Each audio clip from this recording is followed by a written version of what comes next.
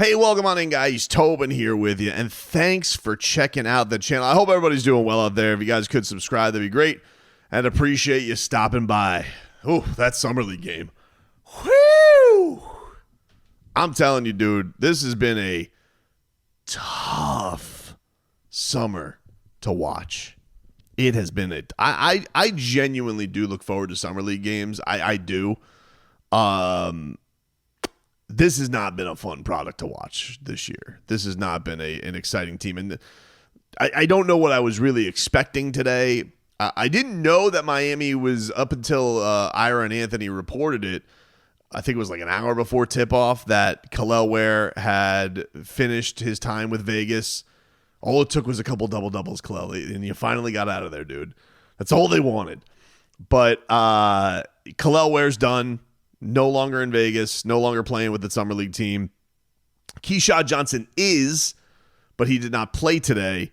And Pelle Larsson, we know he went off to Sweden. So you really only had, the big thing we were all tuning into today was, all right, well, we hadn't seen in a game Kasparas Jakuc ionis. And that to me was what I was tuning in for. Maybe a little Vlad Golden, see what he could do, see if Stevenson could keep his shooting going. But that was about it. The only other cool story, Myron Gardner messed up his finger and he was back, and he actually probably put up the best game today. So that's kind of a one to put on note. I think Bryson Warren was hurt. I think he had a hamstring injury. So yeah, dude, this first quarter was so bad. The Miami Heat were outscored 32-15. They were 3 of 15 from the field. I was really this was definitely one of those days where I'm like, I could be doing anything with my day right now. I could be lounging out. I could be doing some yard work. I could be playing Smash Bros with my son. I could be looking at Labubu's with my daughter. I could be being a better father.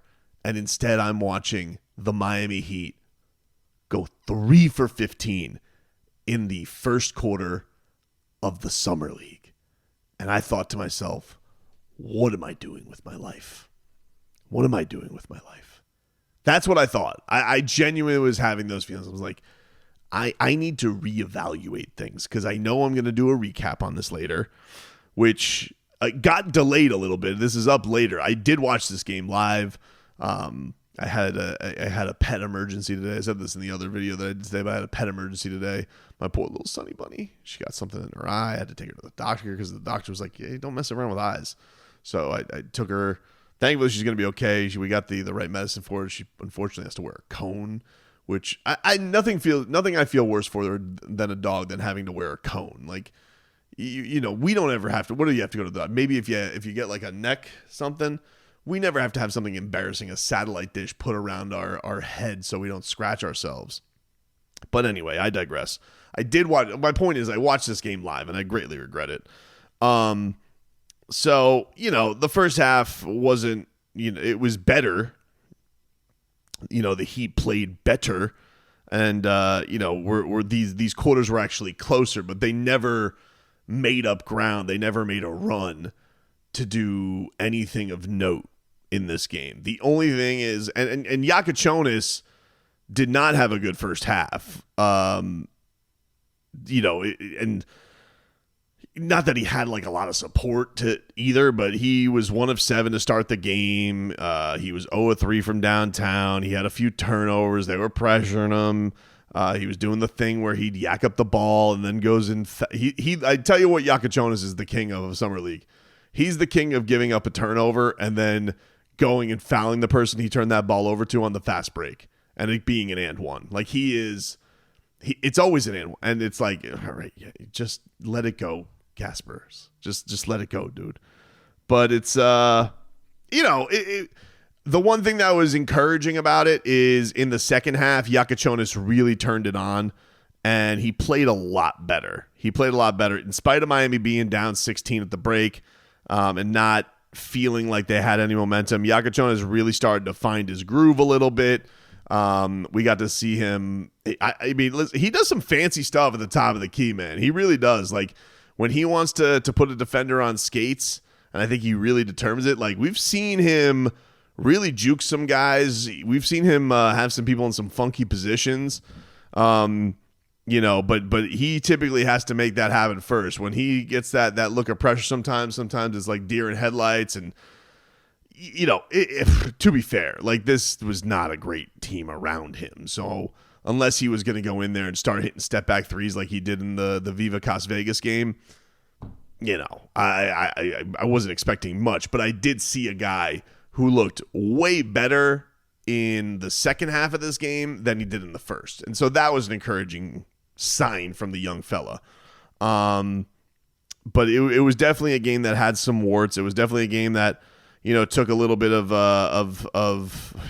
took a lot of willpower to get through this game. But his second half was, he finished, what did he finish? The second half, 3 of 5, 9 points, 1 of 3 from downtown. Only had 2 turnovers, but had 2 steals. That's another thing that I like about Kasparas. We've seen a guy who, in spite of not having the greatest offensive run here in Vegas and California, certainly California, love the way that he plays on defense. I love how he is always willing to take the challenge. He doesn't back down. He's not a turnstile. He plays hard. Is diving all over the place. I really felt like he was, for a Heat team that it felt like they were ready to kind of go down with the ship. I felt like he was playing his ass off no matter the score. And so those were kind of like the intangibles that you love seeing, especially from a first round pick. I thought that he brought that from a leadership standpoint. The Heat will wrap up summer league on Friday against the Milwaukee Bucks.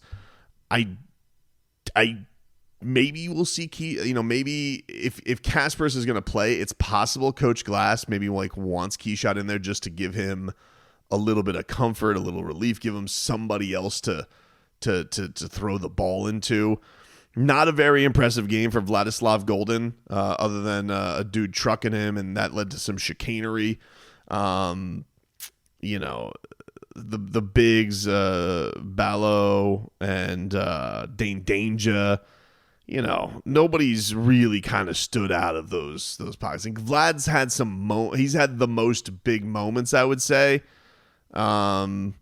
But today was not one of those. That was exactly one you'd probably want to write home about if I was him. He was no great shakes today. But just as a team, they weren't, So for Kasparas, you'd love to see him bounce back with one more big game to kind of ride off into the summer. That's kind of, I think, the big thing we're looking for if he plays. I'd imagine that he does. Now he's not playing with Lithuania, mind you, so I imagine he's going to get back to Miami. He's probably going to settle down a little bit, maybe hang out with Andrew Wiggins, who knows. And Davion Mitchell said that he's going to have a talk with him about some stuff. At least he said he was. That one media says that he's going to have a conversation with the Lithuanian rookie. And from his standpoint, it definitely was an uneven summer so far. I guess we'll give the full totality and evaluation. It was good though that he had the one performance that you're like, oh, you see, all right, when the kid knocks down some shots, he plays with a different swagger, and you can see what this looks like at its best.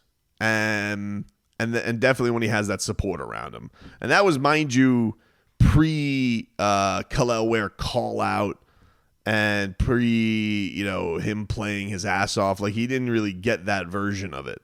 So I'd be curious to see what he does with like some real big talent around him. Curious to see what he would be looking like playing with Nikola Jovic as well. That stuff really, really intrigues me. But this summer league has not gone as swimmingly as the last one. We could say that. This has not been a great repeat effort. This is feeling very 2006-7-ish with trying to repeat after the 06 championship. But hey, it's summer league. Ultimately, a lot of this stuff is just to get these guys ready. I haven't seen, the one thing, and I've said this repeatedly, is I have not seen anybody outside of the guys who already have deals that you're like, wow, this guy needs, like, and there's been years where that's happened, where like Omer Yurtseven. I mean, Omer Yurtseven was basically like summer league wilt. And remember the Miami Heat, I don't even think they had him on a two-way at the time. Maybe they had him on a two-way. No, I think they had him on a 10. Man, what did they have him on?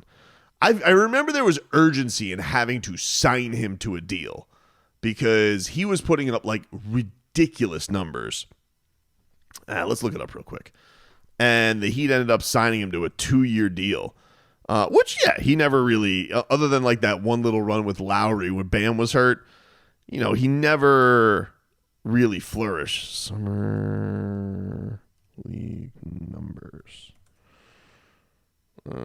Summer league stats. Omer Yurtseven in 3 games in the summer league in 21-22 averaged 26 points, 10.4 rebounds. No, I f***ed that up. Let me read statistics correctly. 20 points a game, just a tick under 10 rebounds, 1.3 steals per game, a little under 3 blocks per game. Very impressive. That was a summer leaguer. That was a summer leaguer for the Miami Heat. Very impressive. I wouldn't say the Miami Heat have any of those guys. That none of those guys stood out. Nobody had come out of the woodwork and been like, hey, even last year with Isaiah Stevens and Josh. I know Josh Christopher was with the Heat for a long time, but came along and you're just like, they can't let this guy go. They can't let this guy go. They can't let this guy go. Just didn't have that talent pool this year. Now, to be fair, probably the roster that had as many regulars that you're like, all right, you know Kel'el's going to get some minutes. We know Pelle's going to get some minutes. We think Keshad's going to get some minutes. Kasparas Jakuc ionis probably going to get some minutes.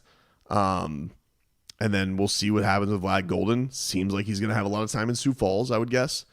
But there's a reason. I mean, like, there's probably less opportunity. You probably went into last year being like, all right, Kel'el, Pelle, who else is going to step up? And then we got to learn of Keshad, Josh Christopher, Isaiah Stevens, Alondas Williams. And this roster just, none of those guys have popped. You know, there's been like a little bit of Javonte Cook. There's been a little bit of Kyra Lewis. There's been a little bit of, moments of Dane Danger. But Bryson Warren, a little bit. But, it definitely has not been a summer that's popped like the past ones have. So, but that's okay. That's okay. We're winding this puppy down. And then we could start counting down the days till camp.